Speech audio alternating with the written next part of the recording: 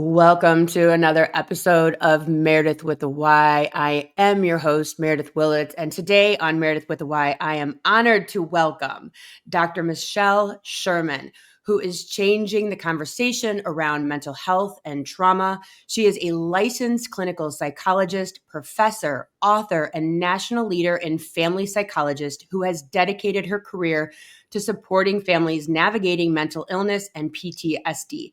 She is shining the light on the often overlooked voices of family members, and her mission is to see, hear, empower, and these families through research-based insight, real life stories, and practical tools. So stay with me.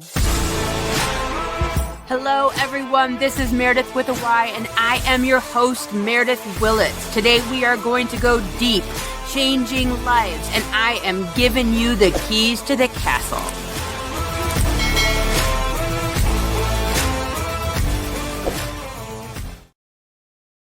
Michelle, thank you so much for being here today. I'm so excited to talk to you about this topic.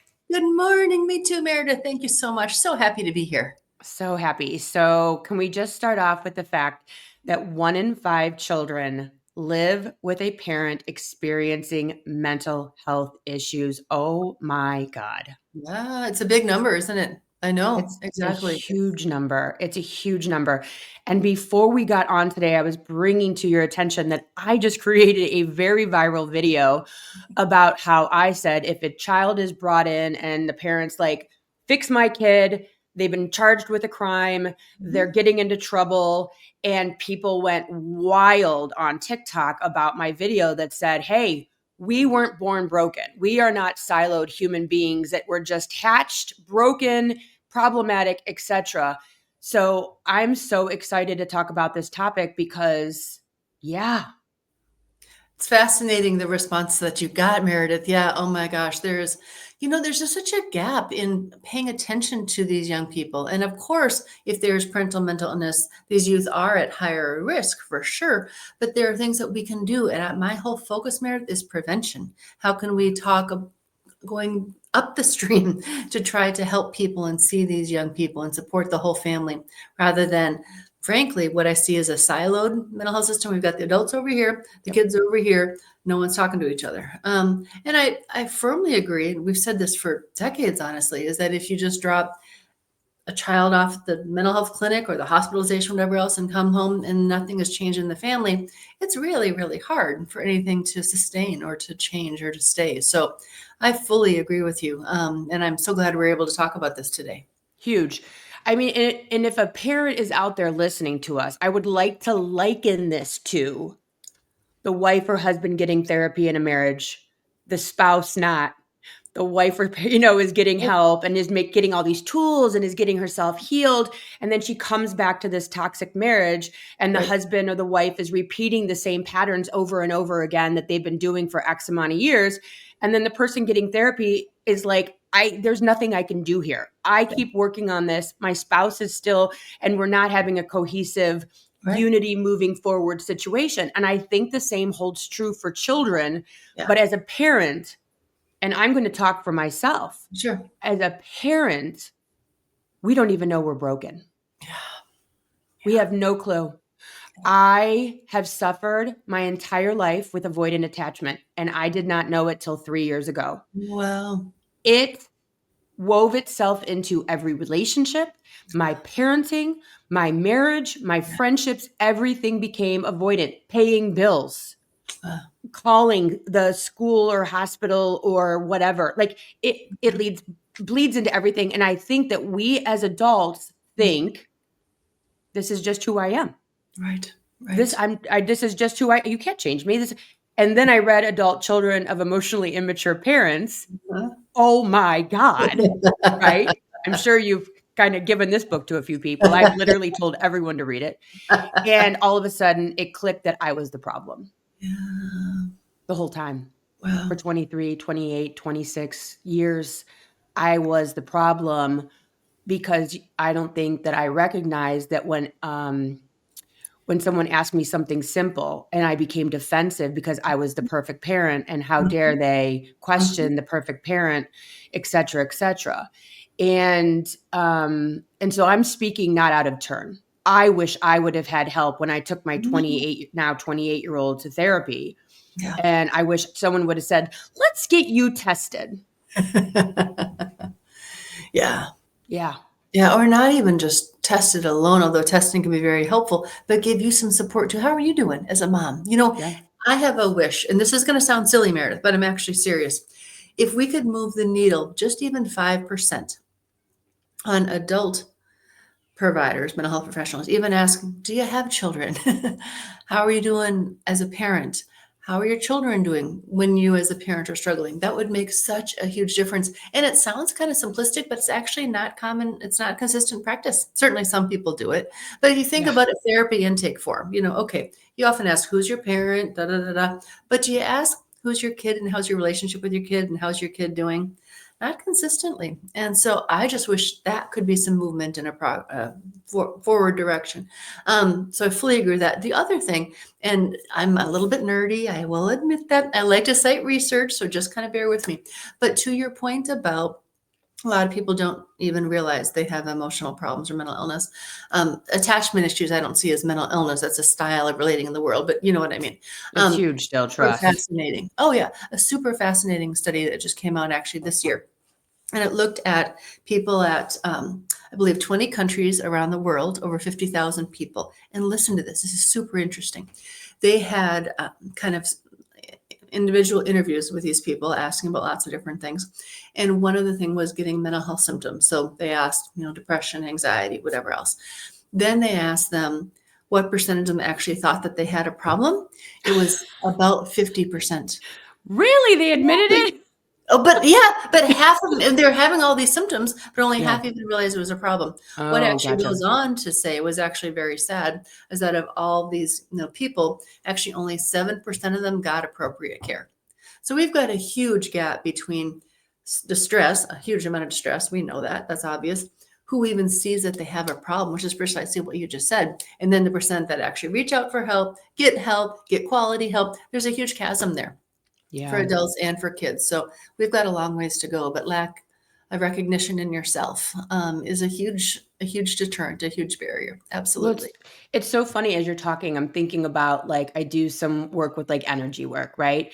And Uh-huh. I've gotten to the point of asking people, is there anything that you experience that you think is like weird or different than other people? Uh-huh. Like, oh, well, I get up every morning at 3 o'clock in the morning and go to the bathroom. I'm like, okay, symptom.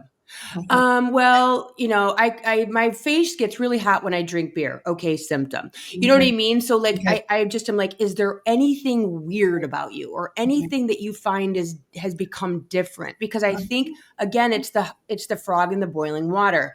It Right. just slowly boils and you don't even know you're uncomfortable yet. And Right. so anxiety becomes the norm. Everyone's anxious, Absolutely. right? Like Absolutely. everyone's having heart palpitations while going through social media. Exactly. Right. Yeah, Especially recently. especially recently. And so, I just think that people have become normalized to, I just don't want to get out of bed. I don't want to get out of the shower. My marriage, we don't really talk that often, or we're more like roommates. But I Right. think my friends are like this too. Yeah. Or when I'm on my phone, I get triggered by my kids asking for help. I Mhm. think that we have just become immune Yeah. to feeling like crap, to be honest. Yeah, I think a lot of people, and I think COVID exacerbated a lot of that, Yeah. honestly, that isolation, that lack of social contact, that loneliness, which we know is huge, right? I mean, there are so many things that just like this is the norm, which is kind of sad, right, Meredith? Yeah, It's it like is it things is can be wild. better, things can be different. There is help available, there's effective help available. And I want to also be thoughtful about I see mental health, mental well-being, emotional symptoms as a being on a continuum. And all of us, certainly myself included, have days that we feel down or Yeah. stressed, don't want to get to bed. That's human, right? That's not mental illness. Yeah. When I'm actually talking about that 1 in 5 statistic that we mentioned at the beginning, that's not just having down days or sad, whatever else. That's frank mental illness, Wow. depression, anxiety. So if we look at the more narrow, like the really severe ones, like schizophrenia and bipolar, that's Oh, a yeah. smaller number. It's about maybe 1 in 15, 1 in 16. But still, that's quite a large number That's a of huge people. number. That's a huge number um, for those 1 kids in yeah, 1 in 16. That's a huge number. huge number of people. And Meredith, My passion for 30 years, frankly, has been trying to help to raise awareness to see, to understand, and to provide supports for these young people, since they're so often their needs are just neglected. And so when your comment about, hey, we need to help the whole family system, I couldn't agree with you more. Because let's Yeah. face it, for many people, being a parent is a lot of what gives you a sense of meaning and purpose. That is what gets you out of bed in the morning. Yep. And Yep. I think about, I worked in the VA for about 17 years. I think about some veterans that I saw that maybe just got back from Iraq or Afghanistan. And they're like, Doc, I can't even hold my child. Oh I can't God. even get on the floor and play Legos with them. It's not that they don't want to and probably want to very badly, but they're consumed with the memories, the intrusive thoughts and feelings, the flashbacks. That's pain. And that's an entry point. When we talk about what can help people see they have a problem and get help, being a parent can be a way to get people into services. So let's use it as something that's meaningful. I mean, so much of psychotherapy now is leaning into the direction of what gives your life meaning, what gives your life purpose. And being a Yeah. parent can be one of those things. So why are we not talking about it? Yeah. And one of the, a few of the comments on my video about, hey, if you bring a kid in, the parents should be looked at as well. A few of the comments were, I don't want my kid taken away. Yeah. Like if I bring my kid in because I want help for my kid, I know my child is struggling, right? So I am being the good parent and doing what I can to help my child. And so then now you want to test me or look at me and you find bipolar, you find schizophrenia, you find borderline, Right. whatever. Right. And now you're going to have to report it because you are a reporter. And so, where is the safety net for parents that now want help and say, I'm struggling, and Yeah. because I'm struggling, my kid might be struggling. So, can you help us? Yeah. What do we do? It's huge, Meredith. I mean, you just nailed it. You nailed it. It is such a huge problem because there's a lot of stigma, a lot of shame, certainly feeling I'm not being the kind of parent I want to be. Mental illness or not, right? Parenting is hard. Just a And little.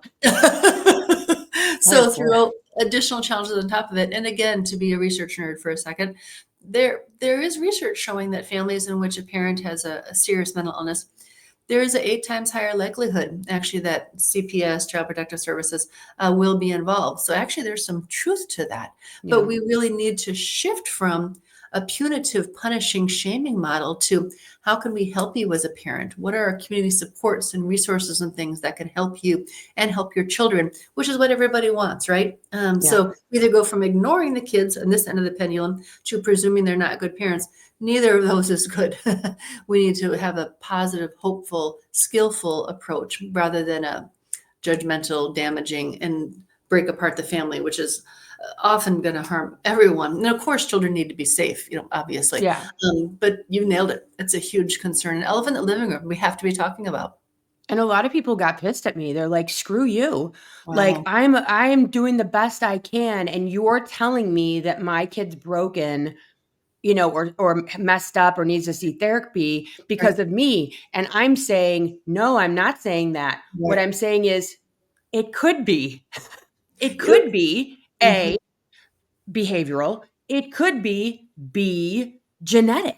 Right. Like, let's get like, when I walked in for an illness for breast cancer, the first words out of their mouth is, "Who else? Who Oh, else in your interesting. family has breast cancer or Interesting. cancer, and what's their direct relationship?" We walk in with, like, anxiety, depression, whatever issues, and Right. it's kind of like, I mean, I don't think I've ever been asked, like, "Well, does your mom have an issue? Does your dad have an Mhm. issue? Do you see Okay. this in your children? What were your grandparents like? Did your grandpa lock himself in the garage 24/7 drinking booze or whatever, or beat your mom or what?" Like, there needs to be an understanding that it can jump generations or Absolutely. whatever. And so I Absolutely. think that we also need to understand that, hey, let's take a look at you and see what you're passing down or what your genetics are, what you're coming up as. Absolutely. We're not blaming, we're Right. saying, I can help your kid more if I know that you are a certified narcissist who's gaslighting their child, no offense. And so every time the kid goes, "But I told you I was going to the gym at 6 o'clock," and it's, "No, you didn't. You never said that." And then you feel like you have to walk around with the tape recorder around your parents all the time because, Yeah. or, the parents are like, "I told you this," and X. You feel like you're losing your mind. Right. And so I think that to bring in a could be healthy child and you have behavioral psychological issues, maybe not to the point of schizophrenia, Right. but narcissistic behaviors and tendencies and bipolar tendencies of mania, or we're going to Disney World tomorrow morning when you wake up and we're skipping a week of school. Right. What? You Yeah. know, these types of things too can make kids crazy. Yeah. I mean, you're just talking about such a core aspect of family systems therapy, of conceptualizing the person as influencing and being influenced by other people. And so we humans don't live in an igloo, we don't live in isolation. And so both getting assessment information, ideas from what the parent said, well, actually, when we tried this, this really helped, or this medication really helped, or whatever else, and getting to know them a little bit is going to help you help the child more. So absolutely, it's not meant to be a blaming. We have some um, repair to do, however, because some of the early theories of, for example, schizophrenia was what's termed a schizophrenic mother. And that actually was totally blaming, saying, you're a bad mom. It's your Mm. fault that your child is hearing voices. That was very damaging. Yeah. And so we have some healing, some recovery from some of the messages that our profession gave people. So I'm cautious to say, yes, it's partly genetic. There's nothing that you can do about that. This is Yeah. how they came out. And now, what are some things that we can do to help your child grow resilience? What can you do as a parent? What can they do? What can we do as a whole family system to help strengthen your child? To maybe decrease the risk they're going to develop something. There's some really cool new research talking about actually some things children can do that may prevent the development of mental illness, as well as if they do develop it, perhaps they have better tools and skills to cope with it. Well, yeah, and that's what a lot of people were saying on this video was you can't sit there and blame the child. I mean, to me, when I look at videos like this, it was literally 7 seconds long with print, right? So and it went wacko because Wow. people feel blamed, right? And they're like, how are you supposed to tell me this? They went to school, they were bullied. I was a good mom, and my kid's suffering from a mental health crisis because of bullies at school. Clearly, however, comma. I also look at that and go, okay, yes, you're right. You Right. were a great parent. You got him to age 10. They're going to school, they're being bullied, you're bringing them into therapy. However, what can we do also with you to Right. help you in the conversation with your child? Absolutely. And also, you're watching your kid get bullied. That's traumatizing. Absolutely, absolutely. So helping the parents seem part of the solution, not part of necessarily exclusively blaming you're the problem, but how can you be part of the solution? Because the parent's the one that can advocate with the school, with the social worker, with the coach, with the clergy, with whomever else, as being their child's advocate. Yeah. So absolutely, we want parents engaged as part of the treatment team, metaphorically, really. Yeah. And the one thing I saw a couple times is my child's parent died. I am now the only parent. Yeah. I am taking my kid in for therapy. Hmm. And you're telling me this is my fault. And I'm like, no, that's not the conversation here. The conversation is you just lost either an Right. ex-partner or the child parent, other Yeah. parent. That is traumatizing. Yeah. This, like, I think that there's so much blame and shame that if you have a mental illness or if you were involved in this, Right. which you're involved in this if you're a parent, Right. a parent, you're involved. I don't care how you Exactly. cut it, you're involved. And Exactly. so, what can we do to help the holistic unit, regardless if it's chemical schizophrenia in an age 4-year-old? Right. Because now you're dealing with, I have to lock my doors at night because I'm worried my kid's going to murder me in the middle of the night, right? Like, we have to still deal with that trauma as a parent that has a dangerous child.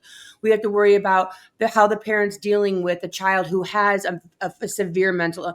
Either way, the parent's involved. You need tools. You Right. need therapy. You're afraid for your child. You had a dream for this child. That Right. dream is very, very different now. And now Absolutely. you have to cope with that too. The Yeah. other thing that was coming up as you and I were talking in my head Yeah. is my oldest is 28, Uh-huh. my youngest is 13. Uh-huh. My oldest, my stressor was um, paying bills, Uh-huh. being a first time mom, and he Mhm. had health issues. Oh, And so that was those stressors. My yeah. stressor now at 52 years old is menopause, Oh, yeah. parenting through menopause. Yeah. And this, I think, is huge. I did a video on this yesterday that's gotten a lot of traction about the dread, that click of dread that happens right before the hot flash, that Mhm, was starting to, tie together mhm. from dread to dread to dread, spawned by nothing, literally sitting there watching TV, watching the Housewives of Beverly Hills, whatever. And the dread comes in, Yeah. and then it's, hey, mom, can you stop it? Leave me Mm, alone. I need a minute. Like, because right. I'm inside the dread. I'm inside the nausea. It's starting, whatever, Yeah. last few minutes. And so the difference of the age of being a young parent at Oh, 23, yeah. 24, and now a menopause parent Right. who is very, very different than I was Uh, 28 years ago. yeah. Um, yeah. It's Hello. huge, huge. Absolutely, what we as parents go through in our own life and personal experiences and relationships that absolutely impacts how we show up as parents, impacts our kids. So, absolutely, it's like all these outside factors, be it climate, be it politics, be it physical health, mental health, loss. I mean, all these things absolutely affect the children and how we show up as parents. So, I mean, I've done couples therapy for literally 30 years. And so I'm a huge proponent of looking at the whole family system. And so you're preaching to the choir about really the real importance and the opportunity, frankly, of helping the whole family system. It can be faster to get everyone in the room instead of everyone doing their own individual therapy. Let's get people together so we can talk about it. Actually, 2 weeks ago, I was on vacation in London, and I got to meet with a really awesome organization called Our Time. And you know what they do? They bring in the parent who has the mental illness and their child, and they have what called kids time workshops. And so they're doing exactly what you're talking about today.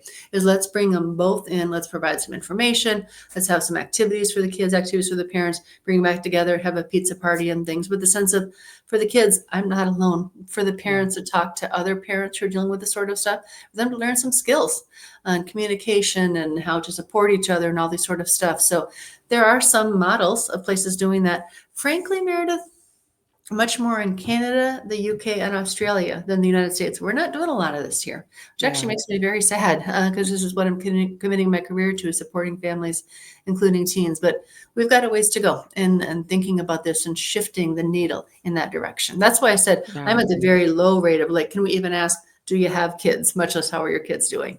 Yeah, and I think the younger generation coming up, they're very open about mental health Yes. issues.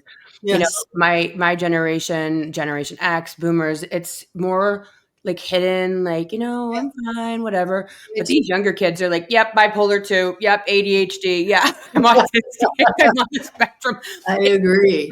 Like they're just very open, like, yeah, I struggle in social settings, like Right. Generation X, we will fake it till we'll make it, or we will drink a bottle of tequila until we can figure it out. Like it's very, very like pull yourself up versus no, I need a community. Yeah, And no, I I think agree. There's a huge shift, a huge shift. In some respects, that's huge. very good, I think, that there's some decreased stigma and shame. I also worry sometimes about the messages they're getting and receiving on social media because some of Oh them are God. not accurate, some are not helpful, some are downright scary. It's like, okay, how to develop an eating disorder or how to, harm yourself or things. And there are Yeah. very active, large communities like that. Mm. So I'm cautious about that, but certainly agree that there's more discussion, conversation, which is a good thing. Yeah, it's definitely a good thing. So I s- I saw this video. It was fantastic. You'll get a kick out of this. It was this kid. He said, "My mom got me a math tutor one time. The funny thing is, we only did one math problem, and the rest of the time we talked. Oh, Come to find out, years later, it was a therapist." oh, And wow. I went, "Oh my gosh!" And I shared that with one of the people that had been commenting, like, "I don't know how to get my kid help." Right. And I think that we should talk about that real quick. Here is, what do we do Mhm. when the child is fighting tooth and nail? I'm not going. I don't need that. You Yeah, can't make me. And you're yeah, watching this kid struggle, and you are worried about the mhm, end game. Is this kid going to take his own life? Is this yeah, kid going to run away? Is this kid going to get yeah, self medicate with drugs and alcohol? mhm, How do you take a child, be it middle school, high school, when we see the real right, drugs and alcohol and mhm, self-harming behavior coming in? How do we get that kid to open up to anyone, especially when they're not willing to open up to the parent. Yeah, oh, it's super hard. It's super hard. And is I think a common situation actually. Yeah. And sometimes the more parents push, the more teens go like this and back off and say, forget you, or in other words. And so how do we do that?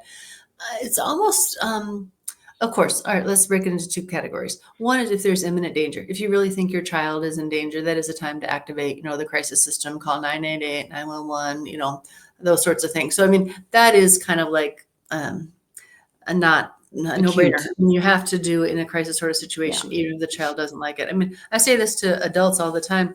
Yes, if your loved one may be really mad at you that you engage crisis services, but I'd rather them be mad at you and alive than, you live with the guilt of you're not having reached out and they're having done something to harm themselves. Yeah. So first of all, crisis, and some people say, well, Michelle, I don't really know if they are suicidal. They're just saying that sort of stuff. And I'm like, Or we're going to, threatening it. If you don't huh? do this, I'm going to kill myself. Right. And I'm like, if you're We've seen serious that. about that, then we're going to have to get this. Because I want to nip that in the bud because that's manipulative. If they Yeah. really aren't suicidal. And if that's what you're thinking, then I'm going to get you professional help. Now we're going to go to the emergency room or call 911 or whatever else. So that's that. Most people, however, are not living in chronic suicidality. And so let's go more to the everyday sort of thing. I think that nagging, threatening, forcing, those sorts of things generally backfire. And I'll tell you, having done therapy for 30 years, when people come in because they're either court ordered or they have to, usually doesn't go very well. Yeah. And so pushing a kid to go is not, always the best sort of situation. I think the way that I try to help parents or family members have leverage is comment on things that the kid, in this case, is distressed about. Like, hey, gee, I know you're not sleeping really well. It's so frustrating. Or I know that you're having a hard time keeping up with your homework, because it's so hard to have attention or things like that. Don't say, you're depressed, you have bipolar disorder, you have ADHD, all those sorts of things. Because the kid's going to be like, forget you. You're not a doctor. Don't diagnose me. And so it's like instead, gosh, I wonder if you even want to talk to your pediatrician, your family doc about that sort of stuff. Someone that they do trust. Maybe they really like their clergy member or their soccer coach or their drama teacher, whatever else. Are there other people in the world that they could talk to? Because we know the research is so clear. If people have at least one person that they can talk to, it's such a protective factor for kids. So introduce gently, repeatedly, and then be aware of resources that are out there. Hey, I heard, one of my friends from book club, their kid really likes Dr. So-and-so, and I know they're on our insurance, so help overcome some of those barriers. If you ever want to, I just want you to know the offer stands, You know what I just saw in my head was, hey, I'm going to go to therapy to be a better mom. Yeah. And so now I go to 2 sessions, whatever, right? I'm in Right. therapy. Hey, the therapist wants to see if you're willing to come in to tell them what I'm doing wrong, Or not even that, but they want or to whatever, to help me understand, be a yeah, better our mom. situation. Yeah, exactly. Would you be willing? Yeah. They may or may not be willing to do that, but I think it's a great in. Now, of course, the kid is not going to feel terribly safe there to be venting against you because this is your therapist. But it's like, hey, I really find it helpful to be able to have someone to talk to. Again, I know Dr. Smith down the road, and a lot of kids really like him. If you ever want to go, covered by insurance, wouldn't be that expensive. And just something that you want you to know that's out there because you can really get help with your sleep. A lot of kids don't sleep well, and that's a sometimes less stigmatized thing that people are going to ask for help with. Or I know you're struggling so much to finishing those homework assignments. Someone could maybe really help you, give you some tools. So focus on tools, skills, external behavioral sort of stuff, or you're pretty lonely. It's so hard, and so many kids are lonely. Maybe a counselor or someone could help you, or something like that.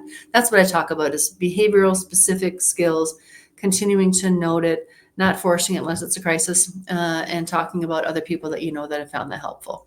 At the end of Yeah. the day, it's really hard, but I see unless in crisis, it's usually better to make it the kid's decision. And then very, very importantly, Meredith, if they go and see Dr. Smith or whatever, and they hate it, give maybe 2 chances or something, then go find someone else because it's Yeah. all about the relationship. It's so Yeah. important to find someone that you feel comfortable with and that you like. But it's hard, and it can be definitely a power struggle, and it's not one you're probably going to win.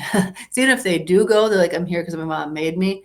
It's probably not going to go very well. I think kids these days, because of social media, they are more aware of the terms though. So Yeah, if you say like, it seems like you're having a difficult time paying attention, maybe there's something we can do to help you in yeah, school to yeah. help you focus. Uh-huh. That is like language that they've heard before.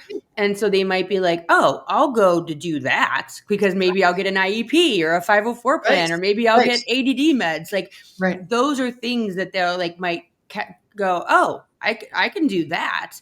And so they might be like, oh, my friend has an IEP, so I'll go Exactly. talk to a therapist so I can get one too and take longer to take tests. And at Mhm. least we are opening up a conversation that they understand versus you should go talk to somebody. Right. Sounds very like about what? Yeah, oh, What did I do something wrong? and are Right. you lock me up? I mean, I have Yeah. so many people who's like, "Oh, you're gonna put me in the hospital?" Oh my gosh, that's so scary. I mean, there are so many barriers to seeking mental health care, and kids worry, "Do we have the money, mom and dad? Yep. Are we gonna be able to pay for it? Who's gonna find out? Who you're gonna tell?" I mean, there are so many layers of stigma and shame and confusion around it. So, hey, pointing out the benefits, this could really help. If you don't like it, you don't have to go, but gosh, it's been so helpful for me, and I'd love you to at least consider it, you know, and leave it at that. But yeah, Yeah. focusing on the potential benefits. But ultimately, it's hard. I think certainly family counseling, let's work on our relationship. Would that be willing to do that? Because sometimes kids realize like we're bumping heads, mom, this ain't working. Let's find Yeah. a way that we can work together as a team and just continuing to offer, particularly when you see them really struggling. There's a whole theory called readiness to change. And it's like, at what point in this 5-step model are people most likely to be ready to do anything, quit smoking, whatever, and go to therapy is one of them. And if they're in that first stage of like, hell no, there's no way I'm going to do that, then you're pushing them is actually only going to make them distance more. So it's all about timing. For myself, it was my adult 26-year-old daughter who went, why are you doing that? All I said was, there's nothing for me to eat in the refrigerator. I've talked about this on the podcast before. And I'm like, I got defensive. And she's like, literally, all I said was there was nothing for me to eat. She was on some certain diet. She was going to Yeah, ayahuasca or whatever. yeah. But I took everything personally as an Uh-huh. attack. Right. Uh-huh. And so, people pleaser, all the stupid stuff that I was involved in. And it wasn't until she started pointing out the way that I was responding that I was Interesting. like, whoa. And Yeah. our relationship did a 180. Like it just, Wow. I started hearing words instead of accusations. I started hearing words instead of you're a horrible person and Yeah. being defensive. And, but when you grow up thinking everything's your fault, Right. something as simple as there's nothing in the refrigerator is clearly my fault. Like Yeah. I have clearly screwed up in some way that there is nothing in the refrigerator. And it was building such a wedge between her and I, and I'm sure my kids, because every time they talked to me, it was like, a whole thing because Right. I felt attacked and defensive. Yeah. And so now I try to just hear words. What is the message? And that's it. And that has changed so much. I bet. And, looking at what I'm seeing as adult children Uh-huh. and adult boomer parents Mhm. of this, and then also the younger generation having children, and you see the estrangement. Yeah. I am not going no contact with you. You are not seeing my children, things of that nature. That is becoming a huge issue It too, is. because people that are Gen X and younger Mhm. are saying, hey, Gen X parent, hey, boomer parent, Right. we are not doing this. You Right. have the opportunity to get therapy.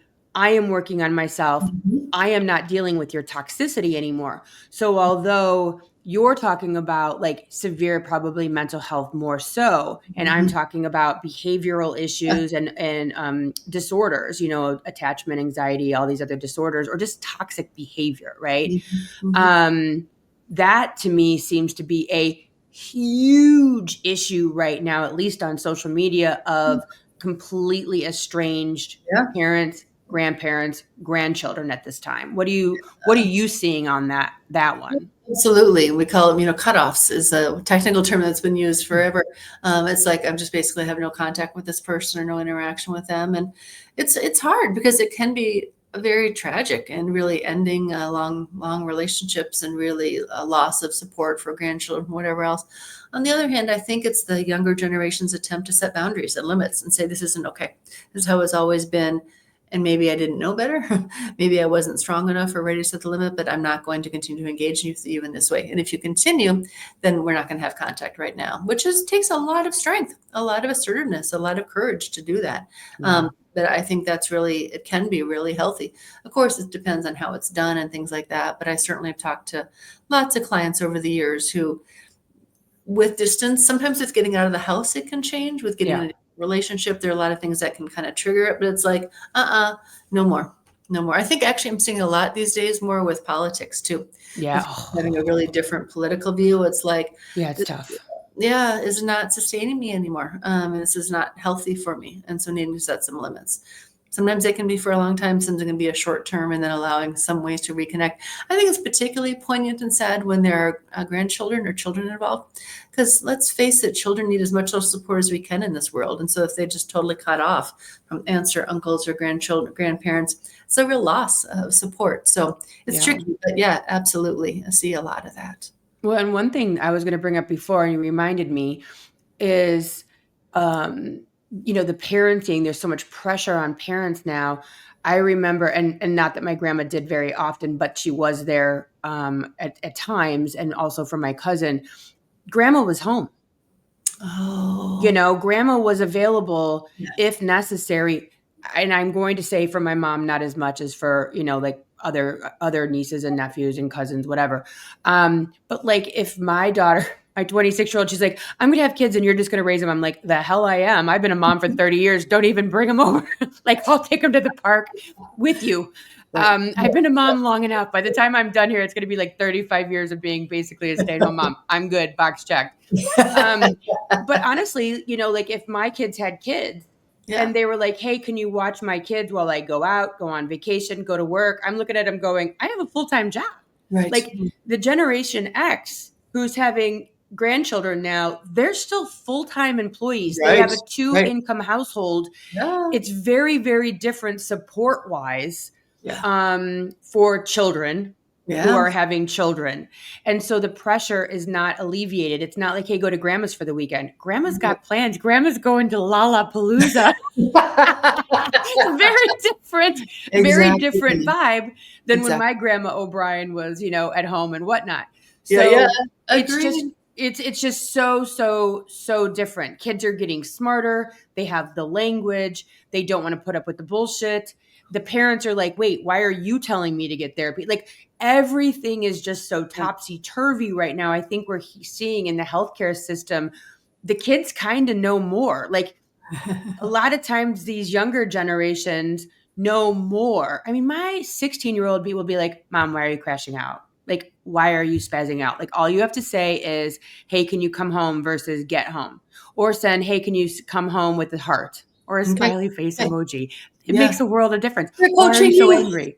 Just send me an emoji that knows you're not me. Lets me know you're not mad. Yeah. And I just think these younger kids so often really do have a handle on mental health Yeah. more so than Gen X self-medicating.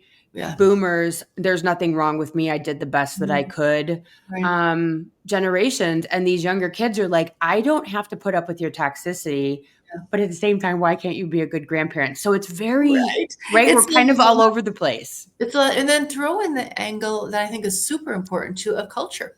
Okay. Mhm. Because in some cultures, it's like, wow, talking about mental health, things like that is so stigma, especially for the older generations. Don't you dare. That reflects badly on us as a family and traditions. And so you throw True. some of that angle in there too.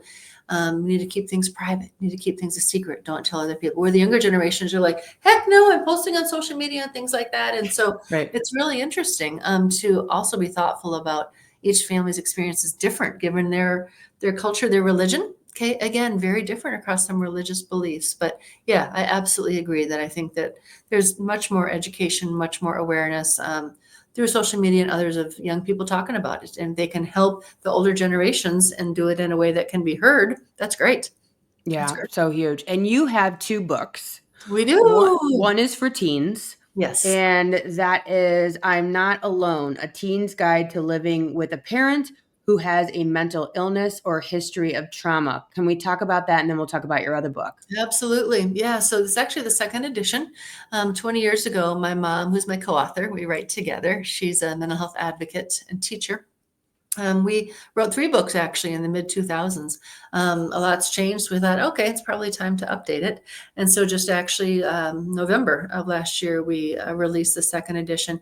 And to the best of our knowledge, Meredith, this is the only book available for these teens. There just are no Wow. resources available. I mean, there's teens like my mommy has cancer, or, my dad has Alzheimer's, or grandpa, or things like that. I mean, there are certain, or TBI, or certainly things like that. But to the best of our knowledge, there's a huge gap. And so even 20 years later, there's still a huge gap, which, given the statistic we started our conversation with today, that 1 in 5 kids have a parent with mental illness, that's a pretty sad thing. So we intentionally wrote our all of our books actually with really a community working together. It's not just like a mom and daughter sitting over a weekend and writing a book. It's taken years to write them, and they're the product of probably over 100 teachers, clergy, teenagers, mental health professionals, all sorts of people with lived experience, reading it and giving us feedback. So it's not just like all text, like this is bipolar. I mean, first of all, teens can Google that or Yeah. know it much more.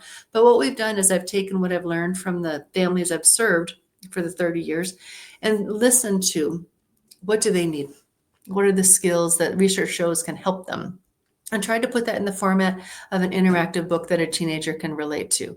So it's stories, it's exercises, activities, it's reflection things, colorful picture stories and things like that. And we really hope it provides not only information, but a chance to learn skills such as how can I manage a lot of my strong feelings? How do I talk to my friends? A huge issue. Why can't I have my friends over? My mom has passed out on the couch, or my dad is psychotic, or whatever else. How Jeez. can I build my support system? How can I build my own resilience? And again, there are things that we know, but common sense isn't always common practice. Like, are you getting enough sleep? Are you staying connected with other people? Are you making healthy choices about food and moving your body, about minimizing substance use? All these things actually can really be protective factors. They can really help. What do you want to do in terms of how to navigate your relationship with your parent, who usually kids still love and care about, but maybe they need to set limits? And how can I deal with my guilt of, like, they're not doing well, but I need to go out and have fun with my friends? And Yeah. so lots of things we try to navigate. And again, it's filled with stories of kids' experiences who lived it. So it's available as an ebook and a regular book anywhere, Amazon, Barnes and Noble, anywhere else. But we'd love people to be aware that it's available. And frankly, I have a lot of parents who tell me, I read it first. Because let's face it, a lot of times parents don't know how to open up that conversation with Yeah. a parent with illness, or other parents or caregivers involved. So it can be a tool for you to know how to enter into the conversation with a teenager. So I yeah, can't imagine. That's so scary. I mean, I could, like, let's say I'm buying that book for my kid. It's like, are they going to weaponize it against me? Are they going to be like, well, you're crazy, so I don't have to listen to you anyways, or your okay, brain's broken, so why should I listen to you about anything? Like, that okay, can be super scary as a interesting. parent to admit that they have a weakness. Cause, like, I know a lot of parents don't even apologize because they don't want to appear to be weak. They don't want to appear to make just, mistakes. Can you Right. imagine giving them this book? So what Uh, can we say to parents? Hey, if you are struggling with anything, this is a good book for you to read first With and give to your kid. any sort of mental illness or significant trauma history. Not just like, I had a bad day or I lost my Yeah. job sort of thing, that wouldn't be appropriate. But, any depression, anxiety, trauma, PTSD, schizophrenia, any of those sorts of things would be really appropriate. And generally, all those illnesses I just mentioned are serious enough that the kid probably knows there's something going on. And so I'll just give you a story. This actually just happened last week. I was emailing with someone who works as a psychiatric nurse, actually in Iceland, another country, and she is doing some family programming. And there was a 11-year-old little girl that she had worked with for years, and this nurse gave our book to this little girl, and she got the biggest smile on her face. She said, "I've been looking for this forever," because she said there are no resources out there, and it's the truth. So in some Wow. respects, can be a huge gift. The kid can be super grateful. It's like, oh, this is me. This is my story. And for the parent, can be like, I don't know how to talk to you about this, and so, or I'm so depressed right now, I don't have the energy to talk to you, or I'm so anxious, or whatever else. It can be a gift, not a shaming thing. And the kid Yeah. doesn't have to talk to you about it if they don't want to. It can be just something they can work through themselves. But it's research-based skills. You're helping them learn how to cope things rather than to see you in a bad way. It's obviously incredibly respectful of the parent. We also talk Yeah. about giving your parent grace because at times all human beings are not perfect. We're going to have things that are going to be hard for us. We actually, one of the teen reviewers that looked at one of the early drafts said, you need to write about grace. And this young person has a parent with a serious mental illness. And she's like, that's something that I really work on. And we're like, oh, sweetheart, you're so right. So we added a whole section on giving your parent Mm. grace. So super important to, yes, hold them accountable. Of course, it's never okay, any kind of mental illness, to be abusive, in my opinion. But also it's good to be able to give people grace.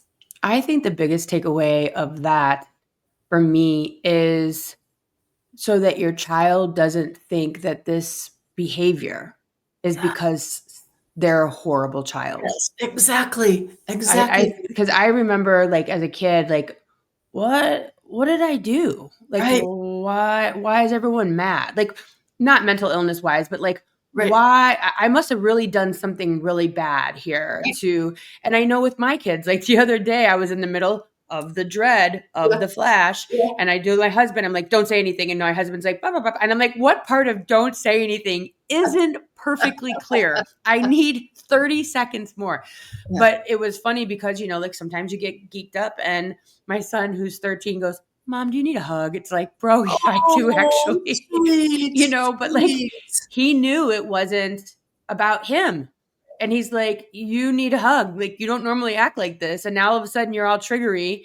And Exactly. so can I come over and give you a hug? And my response was always. I Yeah. could always use a hug because Yeah. I don't ever want you to think that you're the problem, bad, annoying, not worthy of my time, yada, yada, yada, right? We're parents, and my favorite thing this is my first go around. I Right. might be 52, but this is my first time Exactly. doing 52 years old. This is my first time Exactly. having two adult children and two kids. This is my first time going through Exactly. menopause. This is my Right. first time. I don't know how to do this either. Right. But all that I just said has nothing to do with you being a bad kid. Absolutely. I think you nailed it, Meredith. That's so important because that's one of the biggest fears that kids have is, oh crap, is it because I did poorly on my algebra test? Yeah. Or is I didn't do well in my soccer game tonight? They think I didn't, or because I talked back to you at dinner Yeah. and I was kind of rude because I didn't like the broccoli. No, sweetheart, it's not about you. It's not your fault. And mommy is getting help. Yeah. Mommy is willing to recognize that I'm struggling and I don't want to treat you that way, kiddo. And so I'm actually getting help to, because that's good role modeling too, right? Yeah. I'm getting help to learn skills to deal with it differently because I don't want to talk to you. And I'm really sorry. Yeah. So It's huge. And huge. That's your huge. other book, Loving Someone with a Mental Illness or History of Trauma. And this is more geared towards the adult reader. Exactly. So it's a similar thing, except it's for adults who love someone with mental illness or history of trauma. Again, there are lots of books out there for families. The way ours is different is it's all interactive. Mm. It's not just like facts and stuff like that, but it's stories, it's reflection activities, it's questions and things like that. It helps you to think through. It's all the skills that I've learned and taught for 30 years, put it in a book. Because let's face it, most people will never go to a therapist. Most people never go to a support group. NAMI, the National Alliance of Mental Illness, has wonderful free support groups all across the country, virtual and in person. For lots of reasons, many people are never going to go to that. So I tried to put a lot of the skills I've taught families into a book format that people can get at the library or just download on Amazon or whatever else and have ability to learn some of those skills that maybe they never would before. I'm sitting here thinking, I'm like, okay, that would be really good for me to interact with some family members that maybe I look at and go, why are they so obsessed with politics? Or they Mhm. went through trauma and that could be a reason that they act like Mhm. this with me and Mhm. maybe help me to understand adults. And I'm looking at this going, I could buy that book for my kids. And if nothing else, they might learn a skill. Yeah, They might there are also learn some great skills. mom's on the couch, not because she's sick, just because it's been a rough day, or a mom is whatever, or dad is X, or whatever. And I think, the political climate too, you're going to see a lot more mood swings, Yeah, fear. You're going to see a lot more frustration, no matter what side of the aisle you are on. right, Right. There's still going to be global issues. Kids see this on the news. Absolutely. They're introduced into it in school. And I think that anytime you can give your kid a tool, and I think it's so often we're like, okay, I want to make sure my kid knows how to downhill ski, play tennis, play pickleball, right? Do math. Yeah. Yes, but can your kid deal with a difficult boss who's got Right. mood swings? Can your kid deal Right. with a coach who has got anger issues, or a mom who's going Absolutely. through menopause, Yes. or a dad who's lost his job, or Yeah. whatever. And so I'm looking at these two books as like really great, have them on the bookshelf kind of moments to just be one more tool in your arsenal Absolutely. as a human Absolutely. dealing in 2025 to navigate all Right. the things. Yeah, because let's face it, life's hard, right? We Yeah. all deal with difficult things. So these skills, these tools from limit setting to communication to assertiveness to how to navigate a complex system, these are for everybody, right? Yeah. For broadening your social support network, how to ask for help, how to deal with unsupportive people. This applies to everybody. And let's face it, given that mental illness affects about 1 in 4 people at any time, and half of us at some point in our lives are going to have a mental illness. Everybody knows somebody Yeah. with mental Yeah. That's what illness. I'm thinking. This That's what I'm 1% thinking. of the people, everybody knows, and the skills are broadly applicable. You're absolutely right. So good. Well, I so appreciate having you on today to talk about this. Oddly, right after a Right. viral video where I was just saying, like, let's get everybody help. And everyone's like, you're crazy. And so I'm so glad that we're on the same page. Oh, this And worked out yes, so well. I just would love if you could put in the show notes and let people know about the website, the yes. Oh, yes. Seeds www. of Hope. Seeds of Seeds of Hope Hope books. books.com Exactly. is You can where see you can sample find. chapters, there are free resources, there's all sorts of stuff there. You can get at Amazon, wherever else, but you can see also lots of free stuff and more things, info about our background and thing on our website, seedsofhopebooks.com. Seedsofhopebooks.com is the website. She's got her and her mom have a few books out right now, which will be in the show notes. But this has been a wonderful conversation. I thank you so much. There's so many things we could have talked about, believe me, especially, right now with kids and politics and all I the things. agree. But I think we nailed quite a few of I them. think And so so too. Meredith, it was just lovely. You have such a wonderful style and such a great ability to dialogue and engage, and felt really comfortable, and it was a great yay. conversation. So thank you so much for the opportunity, and thank you for all the work that you're doing in raising awareness and engaging in some of the hard conversations. We need to be doing this. This We is have to really talk about important. it. So So thank you. no one has shame. Don't hang up. We're gonna play some music to play some music out, but don't hang up. I have to talk to you after we're done here. Thank you guys so much for listening this week. I will be back here next week. So have a beautiful week. Enjoy the weather, and I'll see you next time. Thanks for listening. If you would like to connect on a more personal level, head over to meredithwillits.com or on Instagram at Meredith with a Y for behind-the-scene footage and outtakes. Please subscribe and come back each week for more Meredith with a Y. Thanks again for listening. Cheers.